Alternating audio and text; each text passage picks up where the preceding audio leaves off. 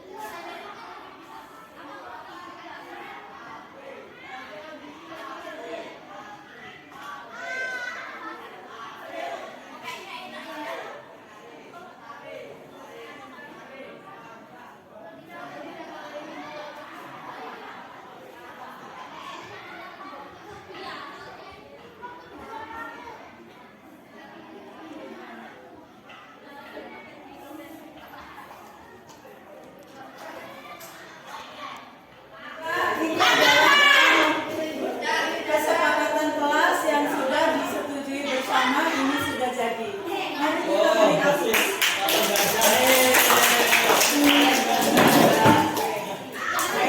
Terima kasih.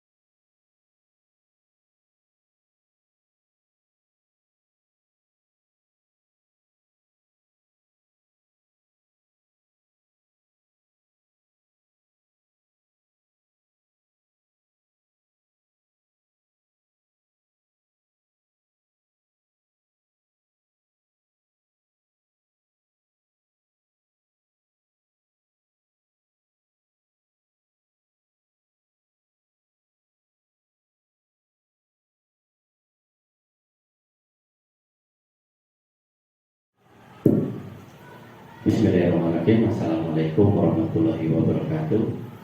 Selamat pagi, salam sehat, salam sejahtera dan berbudaya. Tabi'un yang saya hormati calon guru penggerak angkatan 10 pendidikan guru penggerak dari SMP Negeri 6 Kota Metro Yang saya hormati Bapak Ibu peserta sosialisasi dalam rangka budaya positif yang dilaksanakan oleh calon guru penggerak. Alhamdulillahirabbil alamin, pada hari ini kita bisa berkumpul di sini memenuhi undangan salah satu calon guru penggerak dari SMP Negeri 6 Kota Metro. Hal ini dimaksudkan sebagai implementasi dari ilmu dan pengetahuan yang didapatkan pada saat mengikuti pendidikan dan pelatihan calon guru penggerak. Implementasi ini diharapkan bisa menyalurkan apa yang menjadi cita-cita, tujuan, dan harapan yang ingin dicapai dari pendidikan guru penggerak.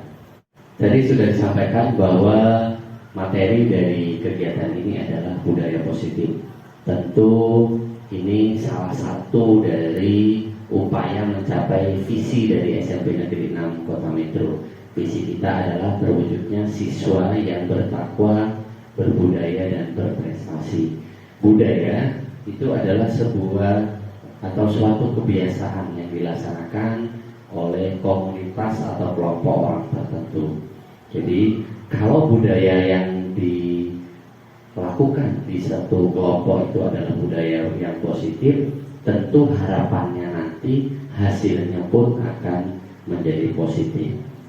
Nah, apa budaya-budaya positif yang akan disampaikan oleh calon guru penggerak ini? Itulah yang nanti harapannya bisa dilaksanakan di SMP Negeri 6 Kota Metro, sehingga apa yang menjadi cita-cita dari kita semua ini bisa tercapai.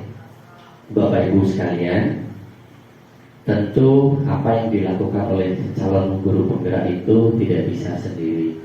Dia harus berkolaborasi, bekerja sama dengan kawan-kawan yang lain untuk bisa mewujudkan cita-citanya. Dan yang namanya budaya itu adalah sebuah kebiasaan yang dilakukan secara terus-menerus, berulang-ulang, sehingga itu menjadi kebiasaan dan kita melakukannya tidak terpaksa lagi. Salah satu contoh misalnya di sekolah kita, kalau pagi Bapak Ibu guru menyambut siswa dengan 3S, senyum, salam, sapa. Dan ketika itu sudah dilakukan secara berulang-ulang, terus-menerus, itu akan menjadi kebiasaan. Dan kebiasaan yang baik itulah yang kita sebut dengan budaya.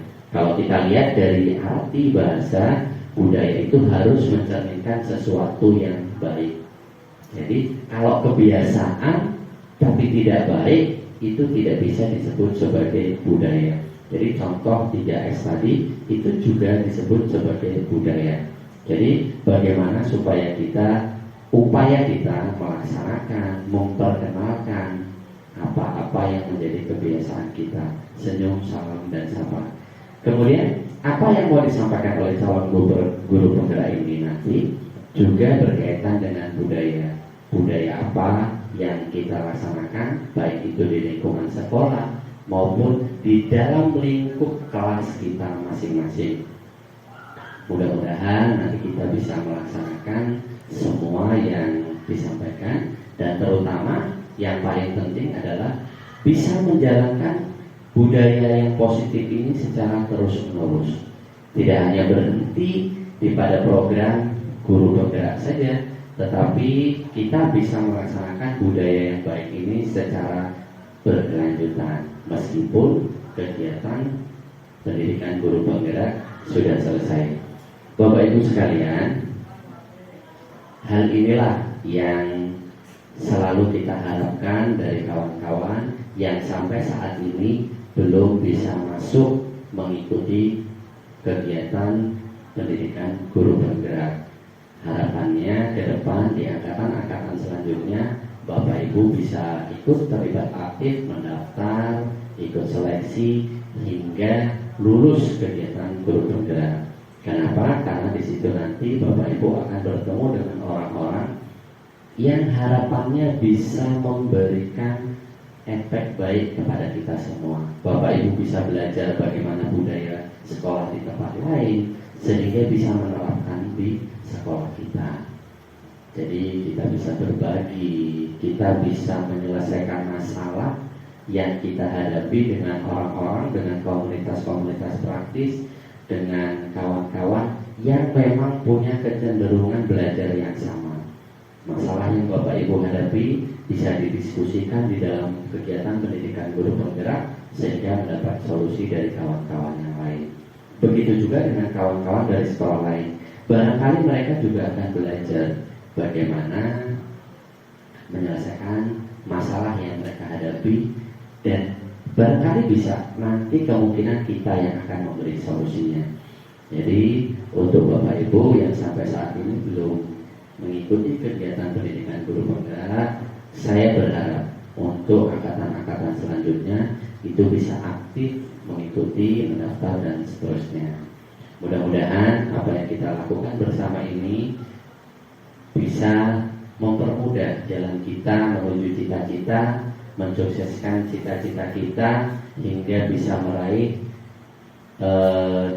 visi, hingga bisa mencapai visi yang kita mimpikan.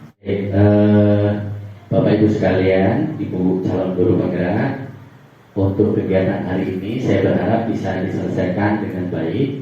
Tetapi mohon maaf sekali bahwa hari ini saya ada kegiatan undangan dari Bapak Kepala Dinas Pendidikan, ada rapat koordinasi yang harus saya ikuti di sana. Jadi nanti setelah acara ini ditutup, saya mohon izin pamit ya Bu ya. Nanti saya izin pamit, tetapi acara ini tetap dilanjutkan. Sanggup ya Ibu ya? Baik, terima kasih. Demikian yang bisa saya sampaikan Bapak Ibu. Mudah-mudahan nanti kita bisa menyelesaikan acara ini dengan baik dan hasilnya pun akan baik. Saya akhiri, wabillahi taufiq wal hidayah. Wassalamualaikum warahmatullahi wabarakatuh. Bismillahirrahmanirrahim. Wassalamualaikum warahmatullahi wabarakatuh. Kepada Kepala SMP 6 Bapak Edi yang saya hormati, kepada Bapak Ibu Guru, rekan-rekan sekalian yang saya hormati, pada kesempatan kali ini saya Winarsi sebagai calon guru penggerak angkatan ke-9 ingin berbagi pemahaman dan pengalaman penerapan budaya positif di sekolah beserta rekan-rekan sekalian. Bapak dan Ibu Guru, mari kita ucapkan dulu basmalah sebelum kita mulai, supaya apa yang menjadi hajat kita ini berjalan dengan lancar dan baik. Bismillahirrahmanirrahim. Baik Bapak Ibu, pada kesempatan kali ini saya akan mengajak Bapak Ibu dalam kesempatan ini untuk berbagi pemahaman dan pengalaman penerapan budaya positif di sekolah. Dalam hal ini, Bapak Ibu, dalam pengajaran kita sehari-hari di sekolah, kita menggunakan filosofi Ki Hajar Dewantara, yaitu yang di dalam pendidikan kita itu sebagai seorang guru diibaratkan adalah seorang Pak Tani. Pak Tani yang dia menanam padi di sawah, ya, atau menanam jagung di sawah dengan adanya perawatan, ya, dia menanam, dipupuk, disiangi, kemudian dialiri air, dan kalau ada serangga, ada ulat-ulat di situ dibasmi, supaya apa yang kita tanam ini menghasilkan hasil yang baik. Seperti juga Pak Tani menanam jagung. Pak Tani menanam bibit jagung ini, apabila bibitnya itu kurang baik, tetapi kalau cara menanamnya, lahannya, perawatannya, dan pemupukannya dilakukan dengan baik dan teratur, insya Allah juga hasilnya akan baik. Beda halnya kalau bibit jagung itu dari bibit yang bagus. Tetapi kalau lahannya itu tandus, tidak dirawat dengan baik, tidak disiangi, tidak dipupuk, tentunya hasilnya juga kurang menggembirakan, ya, kurang bagus hasilnya. Makanya di dalam pendidikan ini, mari kita sama-sama sebagai seorang pendidik kita lakukan apa yang menjadi filosofi di dalam pendidikan ini. Di sini ada yang namanya budaya positif. Bapak Ibu, budaya positif itu adalah sikap dan praktik yang menciptakan lingkungan yang aman dan nyaman sehingga memberikan kemerdekaan dan motivasi anggota organisasi untuk berproses dan berkembang. Itu yang kita namakan dengan budaya positif. Nah, di dalam hal ini budaya positif meliputi yang pertama teori kontrol, yang kedua disiplin positif, nilai-nilai kebajikan universal, motivasi perilaku manusia, kebutuhan dasar manusia, posisi kontrol guru, keyakinan kelas, dan segitiga restitusi. Itu adalah yang terdapat di dalam budaya positif. Di sini yang pertama yaitu teori kontrol atau teori pilihan.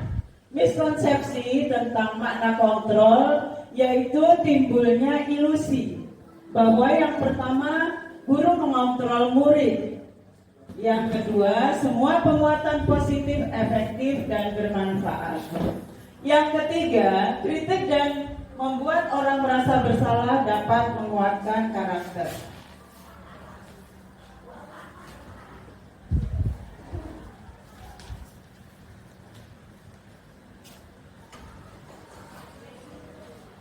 Yang keempat, orang dewasa memiliki hak untuk memaksa. Ini Bapak Ibu yang kita berpandangan miskonsepsi tentang ilusi yang terjadi dalam pendidikan kita, yaitu yang pertama guru mengontrol murid.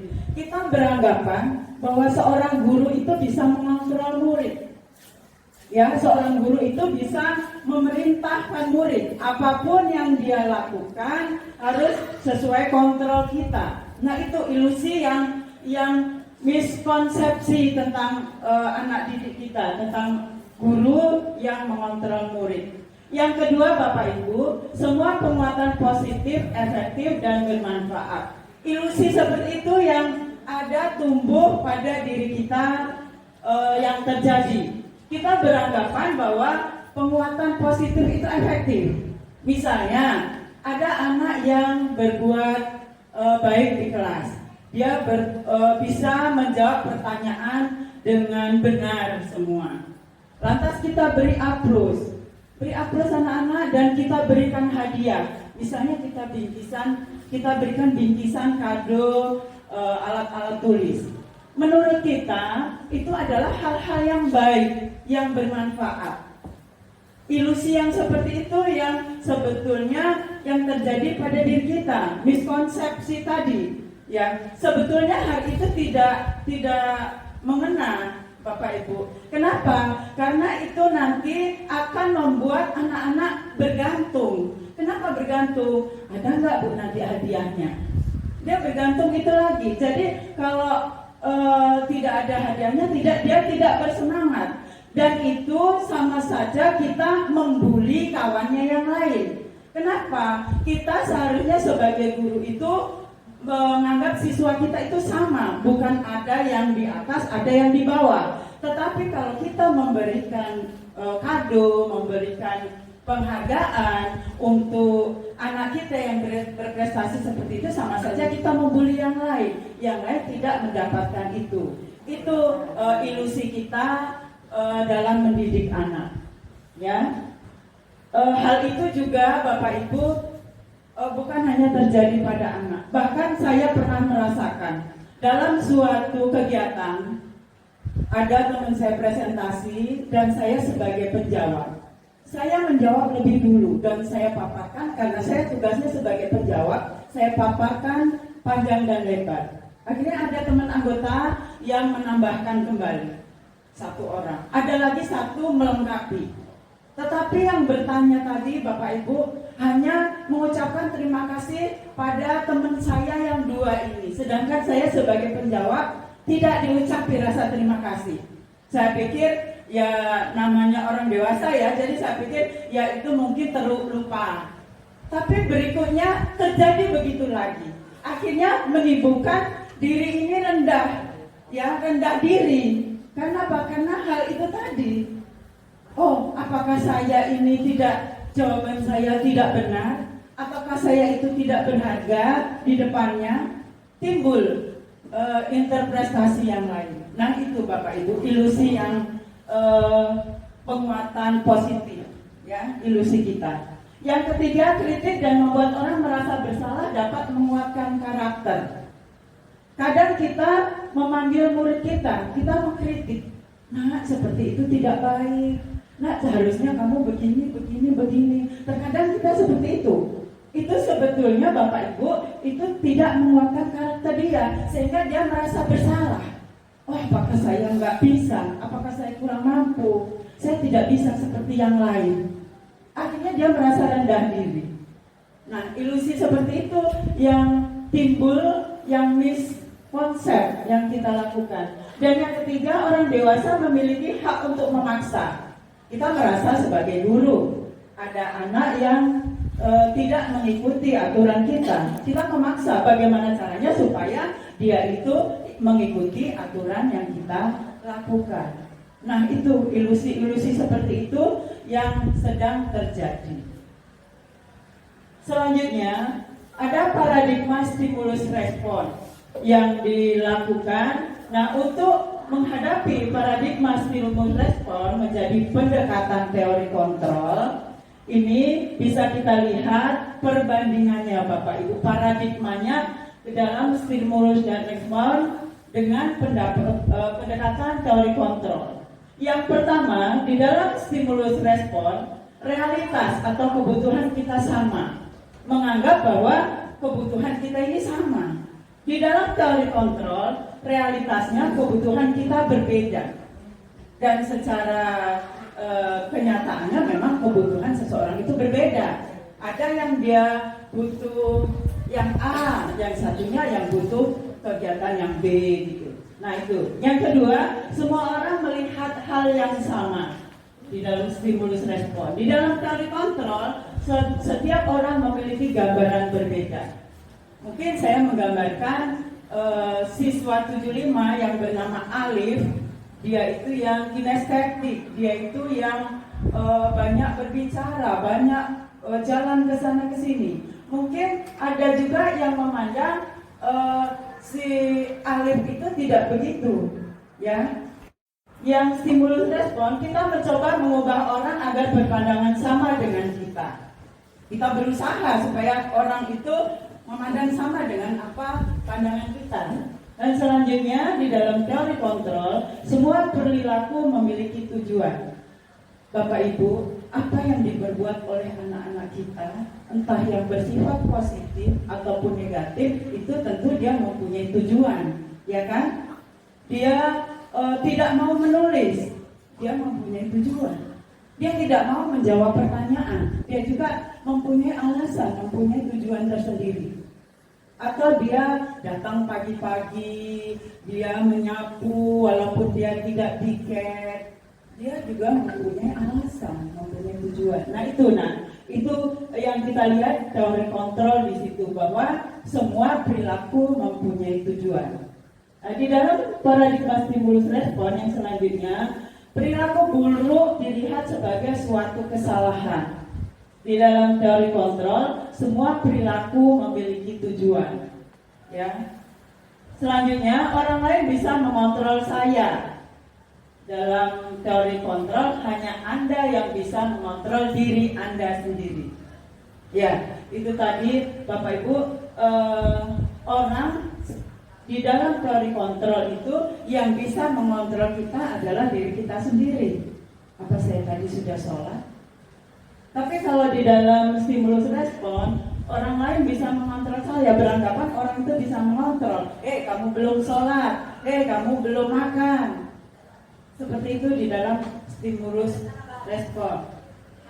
Yang selanjutnya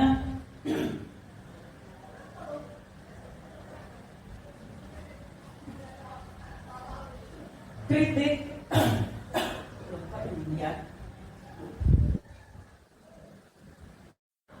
pemaksaan ada pada saat bujukan gagal. Itu di dalam stimulus respon.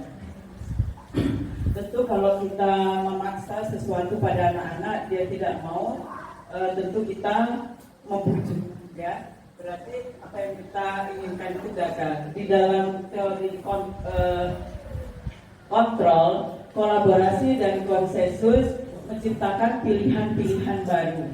Nah, itu ada pilihan yang didapat dari kolaborasi.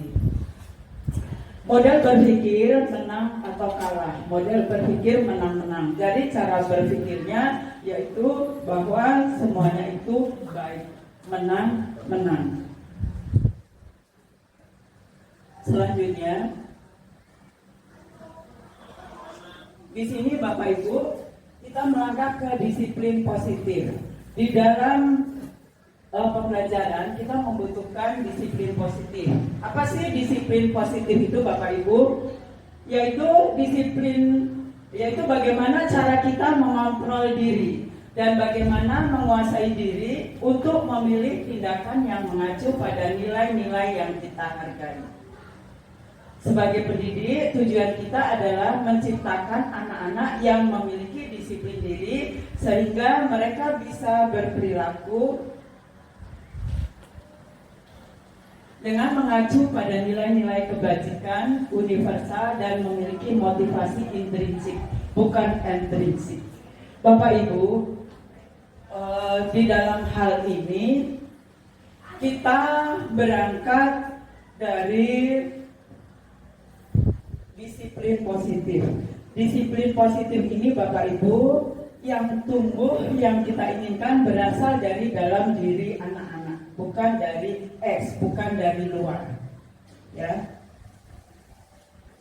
Selanjutnya, Bapak Ibu, di sini ada nilai-nilai kebajikan universal, yaitu nilai yang disepakati bersama terlepas dari perbedaan suku, agama, bahasa maupun latar belakang.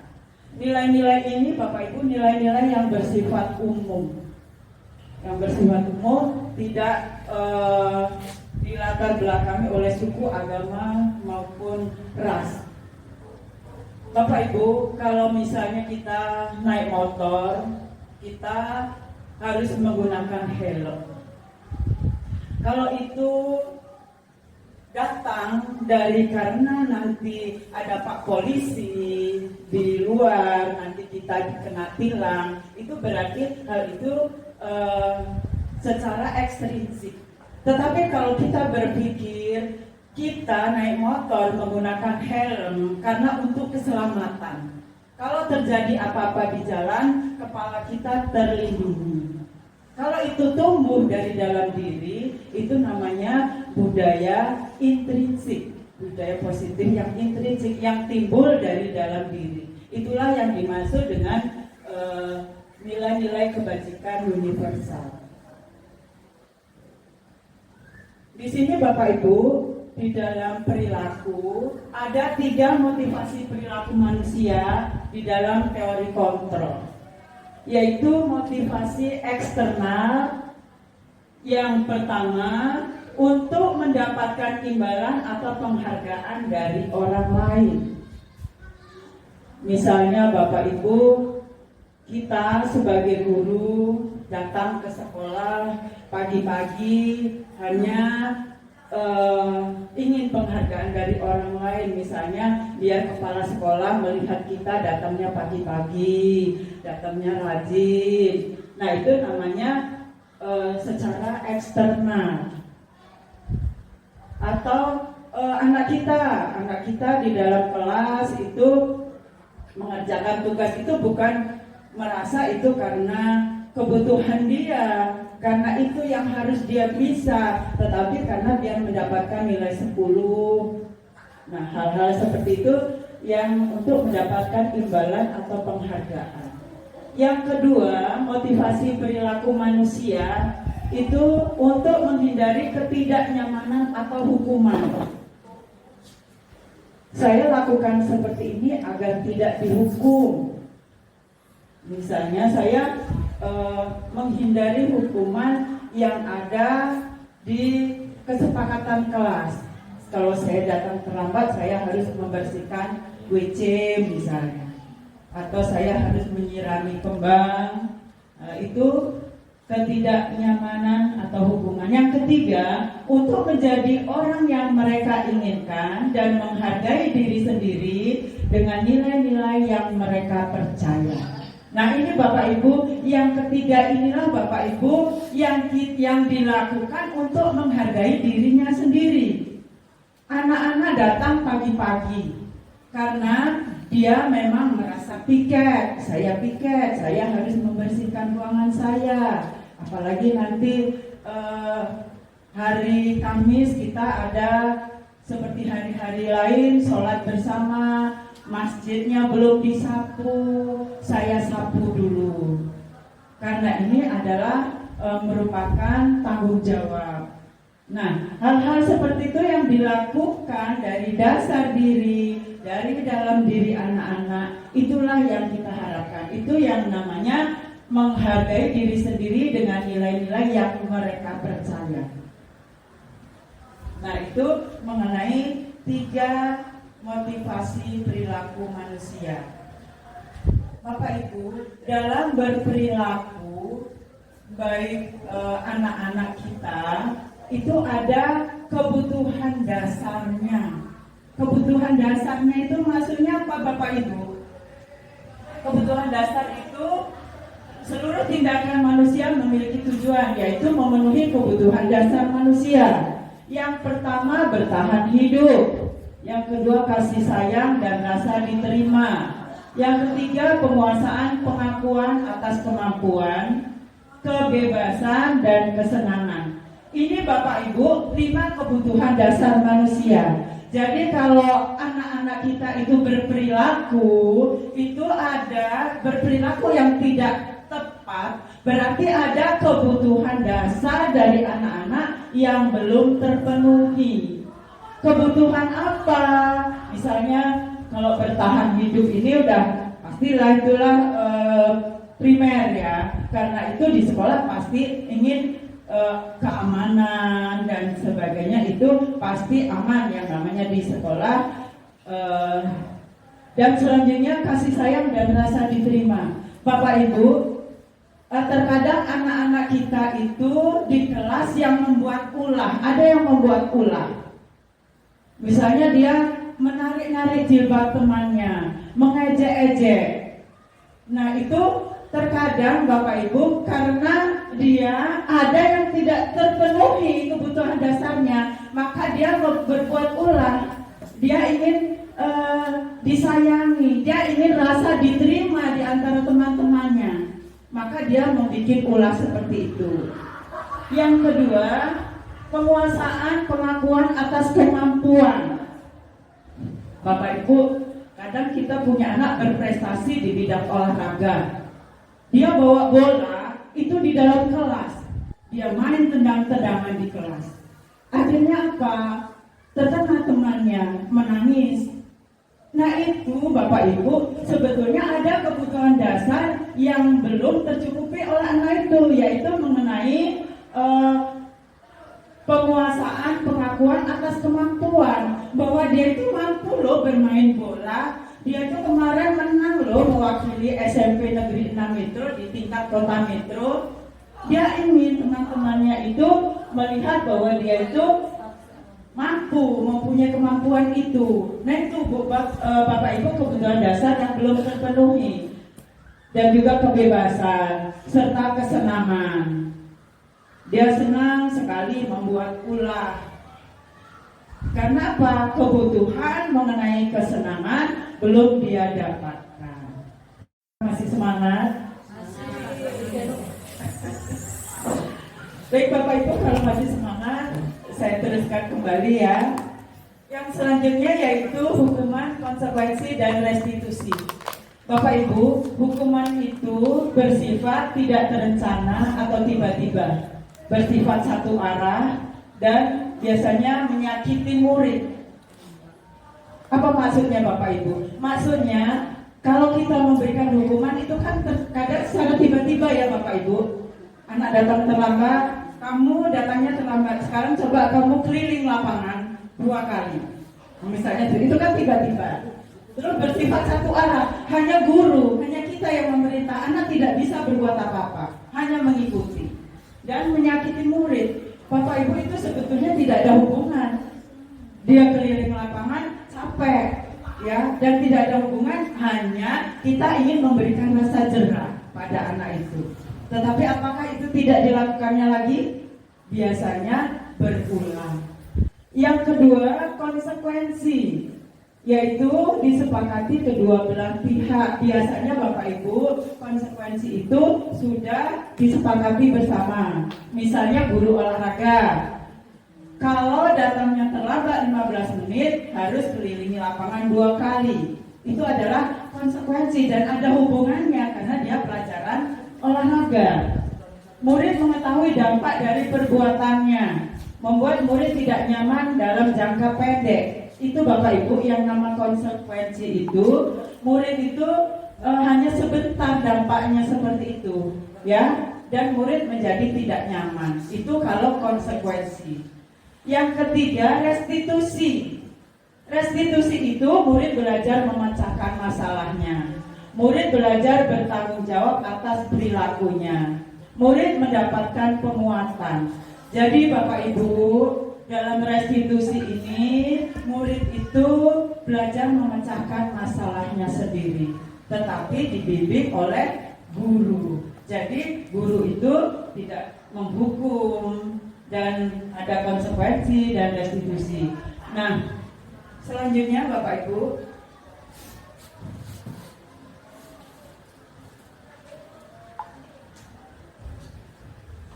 di dalam pembelajaran itu ada 5 posisi kontrol dalam restitusi. Nah, itu kita bisa menempatkan diri kita itu posisi kontrolnya sebagai apa? Kalau yang pertama Bapak Ibu, posisi kontrol sebagai penghukum. Itu tadi Bu Guru secara sepihak memberikan hukuman pada siswa. Apakah hal ini pernah kita lakukan Bapak Ibu? Pernah?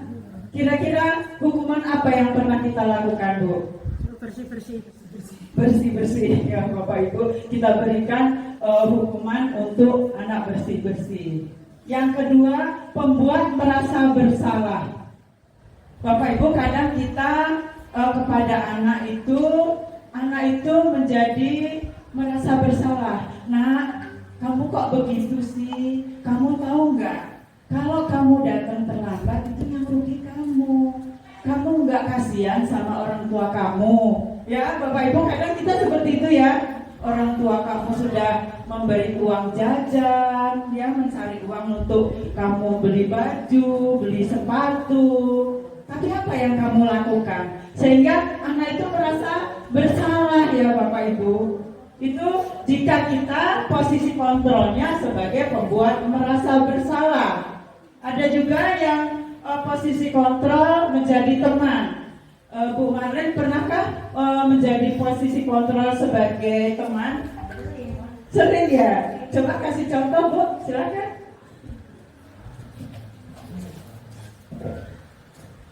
Ya, baik, terima kasih Bu Winasya atas kesempatannya. Kalau saya dari posisi kontrol restitusi ini yang sering saya lakukan ini adalah posisi sebagai teman. Mengapa? Karena saya merasa saya dengan murid-murid itu sama besarnya akrab begitu. Ya kalau dari segi tinggi juga saya memang sama besarnya dengan mereka, bahkan lebih besar mereka. Tapi di sini karena saya kebetulan juga ke siswa itu tidak seberapa tidak ada gap lah seperti itu ya. Jadi saya santai saja ke siswa, kemudian ketika ada masalah itu yang sering kasus yang saya temukan itu, saya lebih senang untuk mendekati mereka dari hati ke hati gitu. Dan setelah saya mendekati mereka dari segi apa ya, pendekatan individu lah ya ke mereka, kemudian nanti mereka dengan sendirinya akan curhat begitu Ibu. Jadi mengapa sih kamu melakukan hal ini misalnya, ayo dong cerita ke Ibu gitu. Nah dengan saya membuka apa ya, kalimat seperti itu dengan bahasa ayolah gitu-gitu, anak-anak terkadang lebih jujur, kemudian lebih ingin bercerita apa sih, apa masalahnya kok sampai kamu tuh melakukan kesalahan tersebut gitu. Itu dari saya ya terima kasih.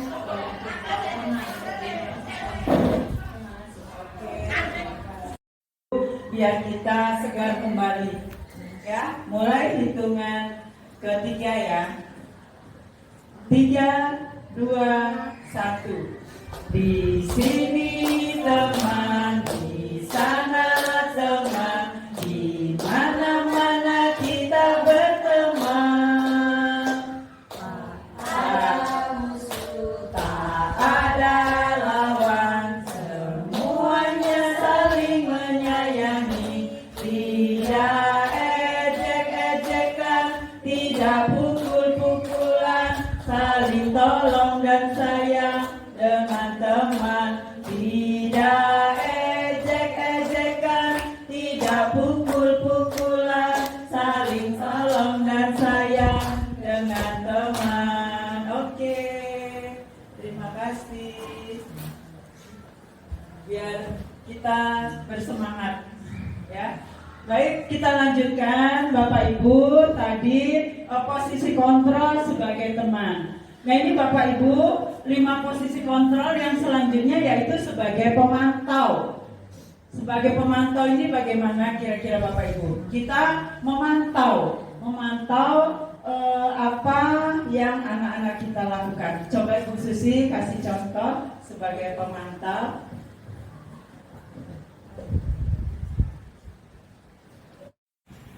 Pernah saya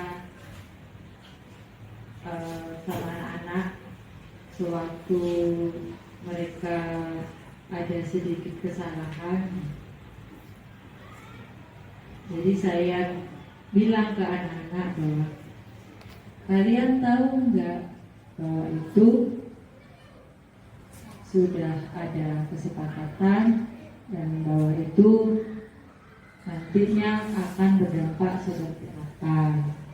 Jadi sewaktu anak-anak memiliki kesalahan, saya memberikan sedikit kalimat yang ternyata itu fungsi kontrol, posisi kontrolnya adalah sebagai pemantau. Itu. Bapak Ibu posisinya sebagai pemantau. Jadi di dalam kita menghadapi anak seperti apa yang dilakukan oleh Bu Susi tadi, kita melihat dan juga mengingatkan anak-anak, kalau kamu seperti ini konsekuensinya apa, kalian tahu sendiri kan anak-anak. Jadi apa yang dia lakukan selalu kita pantau, selalu kita kontrol gitu. Itu adalah posisi kontrol. Dan yang terakhir yaitu posisi manajer. Nah, Bapak Ibu sekalian, yang kita lakukan bersama yaitu yang terbaik dari 5 posisi ini yaitu posisi manajer. Jadi kita memanajeri, kita mengarahkan anak untuk menyelesaikan suatu masalah. Jadi kita tanya dulu kenapa, dan akhirnya kita identifikasi. Setelah itu kita lihat apa kesalahannya, baru kita restitusi. Nah, di situ yaitu perannya apabila guru sebagai manajer. Yang selanjutnya, Bapak Ibu izinkan saya menayangkan 5 posisi kontrol, ya. Mohon disimak. Salam bahagia Ibu dan Bapak guru hebat. Dalam penerapan disiplin positif restitusi, salah satu program yang dikembangkan adalah 5 posisi kontrol. 5 posisi posisi kontrol dalam restitusi adalah proses perjalanan seorang pendidik agar dapat mengenali dirinya. Pada video kali ini, kita akan membahas tentang 5 posisi kontrol yang dikembangkan oleh Diane Gosson dan contoh penerapannya.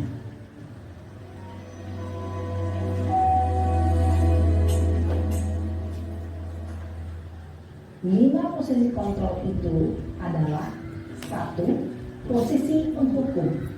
2. Posisi pembuat merasa bersalah. 3. Posisi teman.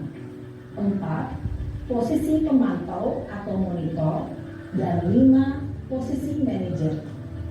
Untuk lebih memahami kelima posisi tersebut, mari kita saksikan kasus Naren yang terlambat hadir 20 menit di sekolah dan melihat bagaimana kelima posisi kontrol dalam menghadapi masalah tersebut.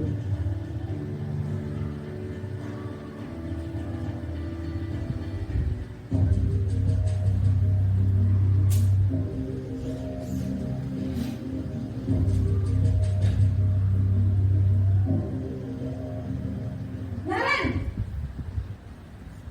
sini kamu. Selamat pagi, Bu. Selalu terlambat. Kamu deh, pasti terlambat. Maaf, Bu. Saya Apa? Apa coba? Alasan kamu apa lagi? Kapan sih kamu tidak terlambat? Malas sekali ya kamu jadi anak. saya Dasar pemalas. Gak kapok-kapok sih kamu. Sudah berapa kali terlambat? Sana, kamu keliling lapangan basket 2 kali. kenapa saya harus ke lapangan basket, Bu? Kenapa? Kamu melawan ibu? Berani-beraninya jawab. Sudah terlambat, masih berani jawab pula. Sekarang, keliling lapangan basket 5 kali sekalian. Biar kapok. Cepat, pergi sana ke lapangan basket. Posisi penghukum biasanya berbicara dengan nada tinggi, menghardik, menunjuk-nunjuk, menyakiti, dan menyindir. Hukuman bisa berupa fisik maupun psikis. Ibu dan bapak guru hebat. Dampak yang terjadi pada murid ketika guru berada pada posisi penghukum adalah murid cenderung akan memberontak, bahkan menyimpan dendam.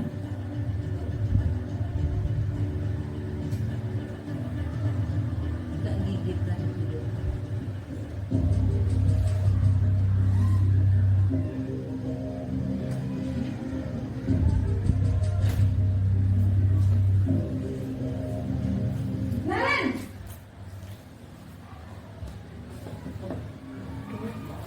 Selamat pagi, Bu.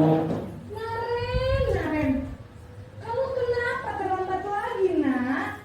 Ya Tuhan, Naren, kamu senang ya bikin ibu susah ya? Kalau kamu terlambat lagi, nanti ibu yang ditegur bapak kepala sekolah, nak. Disangka ibu tidak bisa membina kamu. Duh, gimana ini? Maaf, Bu. Duh, Gusti Naren, kamu suka ya kalau ibu ditegur bapak kepala sekolah? Terus, sekarang ibu harus tulis apa ini di buku absen? Ini kamu sudah sering terlambat loh. Ibu harus apa coba? Maaf, Bu. Maaf sekali. Ya sudah, lain kali jangan bikin ibu susah lagi ya nak ya. Ibu tidak akan kuat lagi kalau kamu begini terus. Bisa jantungan kalau ibu tegur bapak kepala sekolah. Sana cepat, kelas.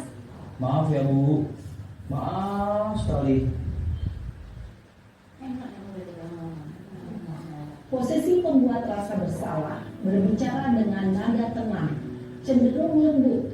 Namun kata-kata yang diutarakan membuat murid merasa menjadi orang yang gagal, memandang buruk dirinya sendiri, merasa tidak berharga, dan tidak sanggup membahagiakan orang lain. Ketika guru mengambil posisi pembuat rasa bersalah, murid akan menganggap dirinya yang bersalah dan ia akan menyimpan emosi negatif tersebut di dalam dirinya.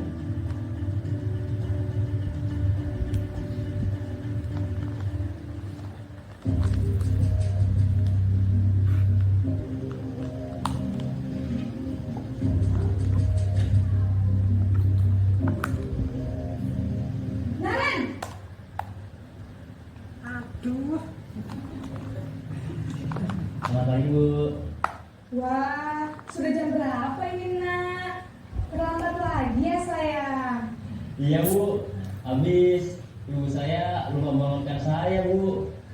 Kamu malah menyalahkan ibu kamu. Kamu bukannya anak yang larinya paling kencang. Kok terlambat sih? Iya Bu, saya memang terlambat bangun tadi. Jadi biarpun saya lari kencang, tetap gak kekejar Bu. Ya sudah sana. Nanti lain kali larinya lebih kencang lagi ya. Biar gak terlambat lagi. Bikin senang ibu demi ibu. Bisa kan? Bisa lah Bu. Ya sudah di sana masuk kelas. Ibu beresin urusan absen kamu. Kamu ini ada-ada saja. Dalam posisi teman, guru berbicara dengan nada suara ramah, akrab, cenderung bersenda gurau untuk menjaga suasana tetap santai. Murid akan merasa senang, aman, dan akrab dengan guru. Identitas yang tercipta adalah identitas sukses atau berhasil. Namun, perlu diingat, karena ini masih dorongan eksternal, maka ada faktor ketergantungan dari murid kepada orang tertentu. Di sini guru absennya, sehingga di lain waktu murid bisa berperilaku baik, namun hanya kepada orang-orang tertentu saja.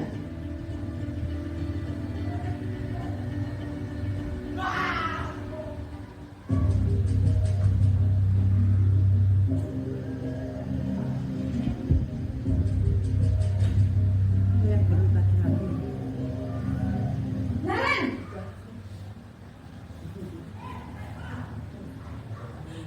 Selamat pagi Bu. Naren, apa peraturan sekolah kita tentang jam berapa kita harus masuk sekolah, nak? Kita harus di sekolah jam 7 Bu. Iya betul, sekarang sudah jam 7.20. Naren sudah tahu konsekuensinya jika terlambat hadir. Paham Bu, saya harus tinggal kelas pas jam istirahat selama 20 menit. Iya benar, konsekuensinya demikian. Jadi nanti jam 9.30 pas istirahat, kamu harus tinggal di kelas, kerjakan tugas tambahan untuk ketertinggalan kamu, ya? Baik Bu. Posisi pemantau mengandalkan penghitungan atau data untuk mengontrol murid. Guru mengarahkan murid berdasarkan peraturan dan konsekuensi. Seorang pemantau menunjukkan bahasa tubuh dan ekspresi wajah yang datar dan cenderung formal.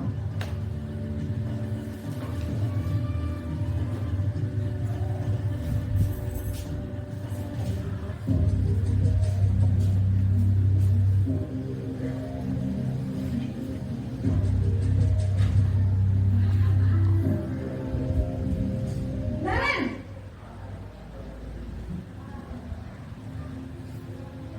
Selamat pagi Bu. Selamat pagi, Naren. Maaf Bu, saya terlambat. Iya, sekolah masuknya jam 7, sekarang sudah jam 7.20. Jadi sekarang bagaimana ini, Naren? Maaf Bu, saya lupa secara alarm saya semalam. Baiklah, menurut kamu, keyakinan sekolah yang mana yang perlu kamu tingkatkan? Menghargai diri sendiri dan orang lain mungkin ya Bu. Setuju. Jadi, apakah Naren meyakini prinsip saling menghormati tersebut? Iya Bu, saya meyakininya. Apakah Naren bersedia memperbaiki masalah keterlambatan ini? Bersedia Bu. Bagaimana kamu akan memperbaiki masalah keterlambatan ini? Saya akan coba untuk tidak lupa menyetel alarm saya Bu. Baik, kalau Naren lupa menyetel alarm di rumah, ada orang yang kira-kira bisa bantu mengingatkan tidak? Ada Bu, kata saya, Kak Emma. Ada lagi selain Kak Emma? Selain Kak Emma, ada ibu saya. Baik, jadi yang mengingatkan Naren adalah Kak Emma dan ibu kamu ya? Kira-kira akan mulai start alarm kapan nih, Naren? Setelah pulang sekolah, akan segera saya lakukan. Baik, jadi Naren akan setel alarm untuk bangun besok pagi dan akan diingatkan oleh kakak dan ibunda Naren ya. Ada lagi yang mungkin perlu dilakukan Naren agar tidak terlambat bangun lagi. Tidak ada Bu. Baik Naren, terima kasih untuk kerjasama kami. untuk belajar. Baik Bu, terima kasih.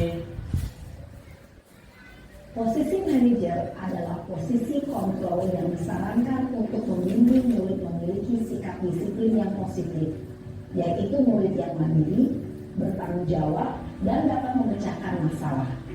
Tujuan dari posisi ini adalah agar murid dapat berefleksi atas tindakannya.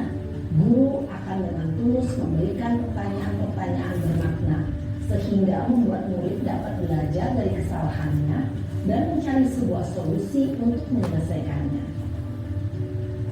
Ibu dan Bapak guru hebat, setelah mengamati adegan kelima posisi kontrol tadi, kira-kira posisi mana yang paling ideal? Posisi mana yang dapat menunjang motivasi intrinsik murid? Ya, tentu posisi manajer. Posisi ini memang posisi ideal yang ingin dituju setiap pendidik. Pada posisi inilah, guru dapat menerapkan disiplin positif yang berpihak pada murid, yang memerdekakan murid. Perjalanan seorang pendidik tentunya tidak mudah untuk sampai pada posisi seorang manajer. Namun, tujuan kita pasti, yaitu menciptakan murid-murid yang mandiri, merdeka, dan bertanggung jawab. Semoga penggambaran 5 posisi kontrol yang telah diperlihatkan ini dapat menjadi ajang refleksi bagi kita semua, agar dapat terus mengasah dan menerapkan disiplin positif yang memerdekakan murid. Mari terus berlatih dan bersemangat. Selamat menerapkan. Salam dan bahagia Ibu dan Bapak guru hebat. Baiklah Bapak Ibu, demikianlah tadi mengenai 5 posisi kontrol yang kita sebagai guru di sekolah tentunya kita pernah melaksanakan sebagai posisi kontrol yang ada di dalam dari yang kita kontrol tadi, mulai kira-kira yang mana yang 3 sering kita lakukan. Posisi kontrol sebagai apa? Sini teman, sana teman, di mana-mana kita berteman. Terkadang ya Bapak Ibu, kalau kita menghadapi anak-anak, kadang sebagai penghukum juga ya. Kita melihat adanya penjelasan ini tidak bukunya paling tolong dan saya maka kita dapat menyiapkan diri, dapat memilih mana posisi mana yang kira-kira baik dan yang lebih bijaksana untuk sebagai seorang pendidik. Apalagi zaman kita sekarang ini ya Bapak Ibu ya. Kalau kita lanjutkan Bapak Ibu tadi posisi kontrol yang pembuk. Nah ini Bapak Ibu 5 posisi kontrol yang selebihnya yaitu sebagai pemantau ya. Sebagai pemantau ini bagaimana terkadang kita lihat di media ya Bapak Ibu ada yang Bapak Guru atau Ibu Guru yang memberikan tindakan kepada siswa yang bersifat mendidik saja terkadang masih salah ya Bapak Ibu. Ada guru yang menertibkan muridnya untuk melakukan sholat, itu saja dilakukan ke jalur hukum.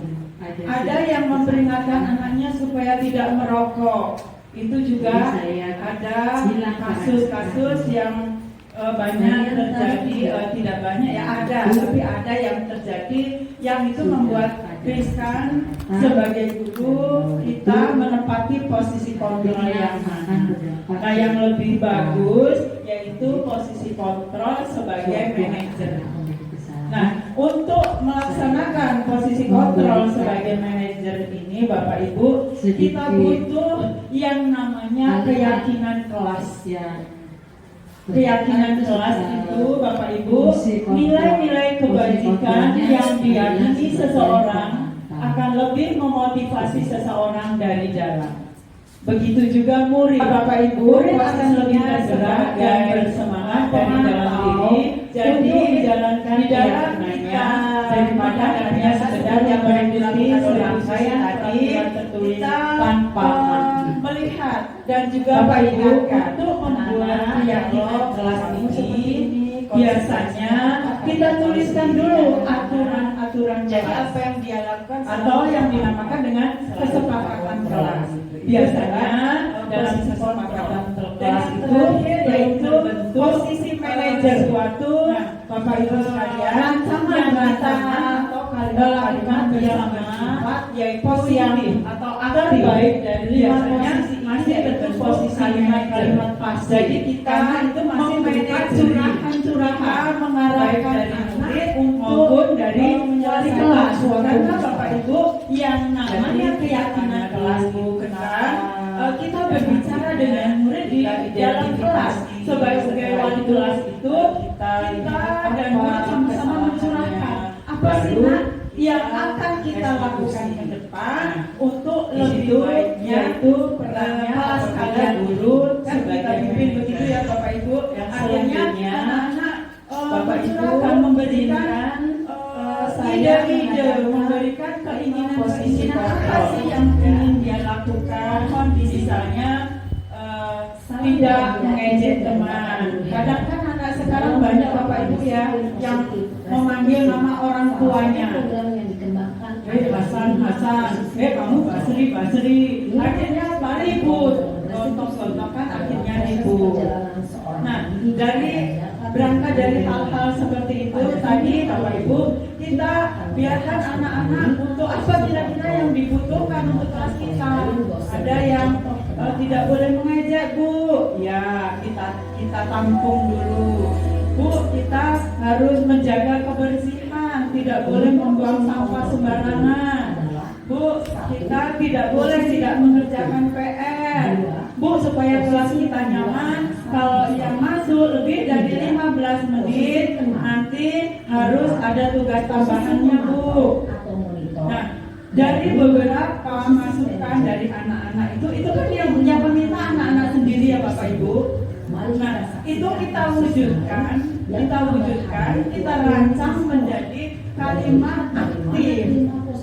Misalnya tidak boleh membuang sampah di mana-mana. Kalimatnya buanglah sampah pada tempatnya. Saling menghargai sesama teman. Misalnya seperti itu. Nah, jadi dari situ kita buat menjadi keyakinan kelas. Dan karena keyakinan kelas ini yang membuatkan antara siswa dan wali kelas, maka itu nantinya yang akan dijalani oleh kelas yang menjadi keyakinan kelas. Apa maksudnya keyakinan kelas? Bahwa hal itu adalah merupakan hal-hal yang anak-anak inginkan, yang mereka yakin bahwa itulah hal-hal yang baik yang akan dilakukan bersama. Nah, apabila itu yang mengusulkan anak-anak dan untuk kebersamaan, nah itu nantinya yang menjadi penyemangat untuk menjalankan apa yang ada di dalam keyakinan kelas. Selanjutnya Bapak Ibu, di dalam hal itu ada sebuah restitusi, yaitu sebuah tahapan untuk memudahkan para guru dan orang tua dalam melakukan proses untuk menyiapkan anaknya untuk melakukan restitusi, disebut juga segitiga restitusi. Biasanya berbicara dengan nada tinggi, Itu ada penerapan menyakiti dan menyindir. Kedua itu Bapak Ibu itu sedang mengadakan restitusi di kelas 83. Karena pada saat pembelajaran di kelas 83 itu, di waktu saya sedang mengajar, ada salah seorang murid yang bernama Abid. Ini saya menjelaskan dia tertidur. Pada waktu setelah jam istirahat, saya jelaskan. Setelah itu semua mengerjakan tugas. Si Abid ini tidak mengerjakan tugas karena dia tertidur. Nah, pada saat itu setelah pembelajaran, Abid saya panggil Bapak Ibu. Saya panggil anak-anak keluar istirahat. Abid saya panggil. Saya berikan tindakan restitusi. yaitu yang pertama menemukan identitas. Di dalam menemukan identitas ini Bapak Ibu saya menanyakan, nah kamu tahu kenapa kamu Ibu panggil ke sini? Iya Bu, saya tahu. Tetapi kenapa? Mohon maaf Bu. Iya. Terus sekarang ibu harus tulis apa ini buku absen? Nah itu sudah mulai segitiga restitusi yang terakhir, langkah yang terakhir. Maaf sekali. Apa Bu Marlen langkah Ya yang sudah, terakhir? lain kali jangan bikin begitu lagi nak ya. Ibu tidak akan Iya. lupa lagi kalau kamu begini terus. Menanyakan keyakinan yang ketiga, yang kedua. Sekarang cepat Iya, kelas. stabilkan identitas. Nah di sini Bapak Ibu langkah-langkahnya saya yaitu menstabilkan identitas. Jadi saya tanyakan kenapa tadi tidur, nah saya mengantuk Bu. Jadi saya tidur dan tidak mengerjakan tugas. Kata yang diutarakan. Oh kamu mengantuk, nah ya memang yang namanya mengantuk itu berarti kamu kurang tidur, makanya mengantuk. Ibu juga pernah mengantuk seperti itu. Namanya orang itu pernah melakukan kesalahan. Jadi saya mengikuti alur dulu Bu. Memang pernah melakukan kesalahan seperti apa yang kamu lakukan. Namun begitu ya Abid, apa yang kamu rasakan? Iya Bu, saya merasa ada beberapa kesepakatan keyakinan kelas yang tidak saya lakukan, yaitu yang pertama Bu, saya tidak menghargai guru dan teman. Di sini saya tidak menghargai guru karena pada saat Ibu menjelaskan saya tertidur. Dan yang kedua saya tidak tertib Bu, tidak tertib waktu. Mestinya belajar saya tidur. Saya begitu. Terus bagaimana perasaan? Jadi coba yang kedua Bu. Iya Bu, saya memang selamat bangun tadi. Jadi biarpun saya lari kencang, tetap berak kencang Bu. Ya sudah sana. Nanti lain kali larinya lebih kenceng lagi ya. Biar gak Nah terlambat. itu pada waktu saya mengajar di kelas 75. Demi ibu. Bisa kan? Bisa. Pada waktu saya mengajar di kelas 75, sudah anak-anak sudah berdoa, terus saya sudah mulai menjelaskan tujuan pembelajaran. Ada siswa yang terlambat masuk seharusnya pukul 7.15, ini sudah pukul 7.35, belum masuk baru datang ke sekolah. Dan setelah itu saya persilakan duduk. Setelah duduk, saya mulai lagi pembelajarannya, saya lanjutkan.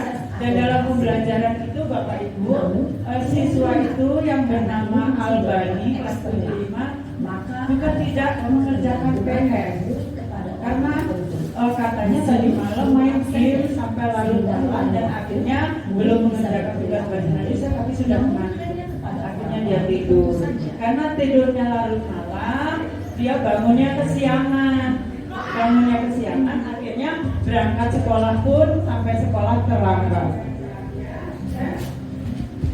Nah itu saya memberikan presensi, yaitu mengabsen siswa yang tidak masuk. Selamat pagi Bu. Apa peraturan sekolah kita tentang jam berapa kita harus masuk sekolah? Kita harus di sekolah jam 7 Bu. Iya betul. Nah ini siswa yang terlambat. Kalian sudah tahu konsekuensinya juga. Ini dia memberikan setelah direstitusi itu Bapak Ibu mencari jalan keluar, mencari solusinya. Setelah dapat solusinya, baru murid itu memberikan apresiasi apa yang telah dia lakukan itu Bapak Ibu, dia merasa itu adalah hal yang tidak baik. Dan itu tumbuh dari dalam dirinya bahwa dia akan merubah sikapnya semua itu. Yang pertama, dia mengatakan bahwa dia akan mengurangi main game dan tidak akan tidur larut malam. Dan apabila kesiangan bangunnya, dia akan meminta tolong kepada ibunya untuk membangunkan supaya dia tidak terlambat berangkat sekolah.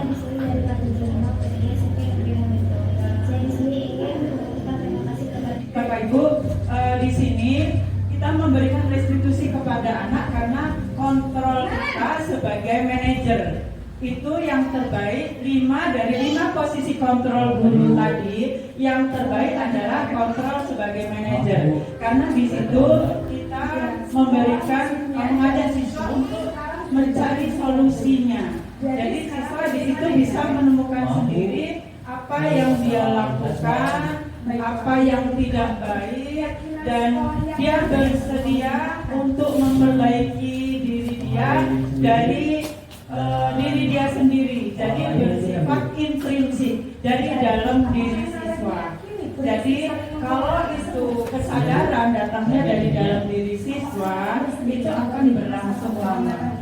Tetapi kalau kontrol kita sebagai penghukum, sebagai pembuat merasa bersalah, itu anak jelasnya sebentar, tapi sudah itu akan dilakukan lagi. Tapi kalau kontrol guru itu sebagai manajer, itu akan menuntun murid untuk menyelesaikan masalah dan akan mengambil hal-hal positif yang itu tumbuh dari murid sendiri, dan itu diambilnya secara sadar, secara dari dalam diri, secara intrinsik. Jadi memang itu dari siswa sendiri, maka itu akan dia laksanakan dan dia akan tepat. Seperti halnya kelas 83 Abid yang dia tidur di kelas, akhirnya dipanggil. Kita panggil, terus saya berikan restitusi. Ya, kenapa nak kok kamu bisa tertidur di kelas? Saya ngantuk Bu, karena semalam tidurnya terlalu malam. Kenapa kok begitu nak? Ya Bu, karena saya ingin sekali main game yang itu baru kali ini Bu, jadi saya terlalu malam. Kalau begitu, nah Ibu juga pernah merasakan hal-hal seperti itu. Maksudnya Ibu juga pernah berbuat salah, memberikan pertanyaan-pertanyaan pernah merasakan itu, pernah berbuat salah. Tetapi dari situ kira-kira apa nak yang bisa kamu lakukan? Ya Bu, saya merasa itu hal yang tidak baik, tidak benar.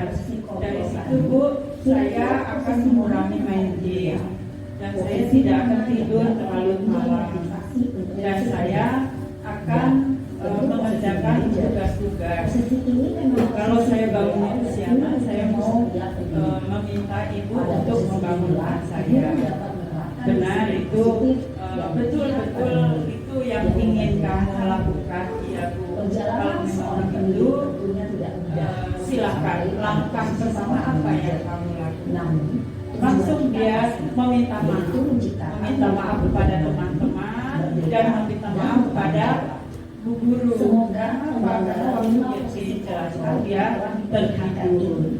Dari situ Bapak Ibu agar dapat terus mengasah dan kontrol sebagai manajer itu adalah hal yang paling baik yang semestinya kita lakukan sebagai seorang pendidik di sekolah hebat. Saya kira itu Bapak Ibu, Bapak Ibu, budaya posian lagi tadi sekolah kita ini, mudah-mudahan apa yang kita bicarakan di sini, apa yang kita sebagai guru di dalam sekolah tentunya kita pernah melaksanakan sebagai posisi kontrol yang ada di dalam. Ada salah, saya mohon maaf. Biar kita segera kembali. Bila mulai hitungan ketiga ya. Wabarakatuh. 3, 2, 1. Di sini.